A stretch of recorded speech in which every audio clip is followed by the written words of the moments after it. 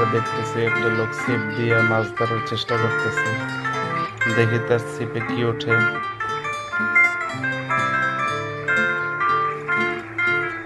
তার পাশে একটা পাখি আছে, সে ঘুমিয়ে আছে। হঠাৎ করে লোকটা দেখলো যে একটা লঞ্চের, যেটা দিয়ে লঞ্চ ডান বাম করে, সেই জিনিসটা ভেসে আসতেছে। তিনি একটা শীষ দিচ্ছে, শীষটার কারণে পাখিটা জেগে উঠলো।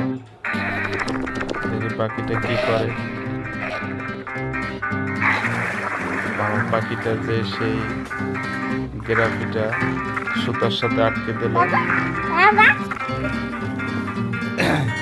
এবং সেই লোকটা সেটাকে টেনে টেনে তুলতেছে। আমরা দেখি লোকটা দিয়ে কি করবে।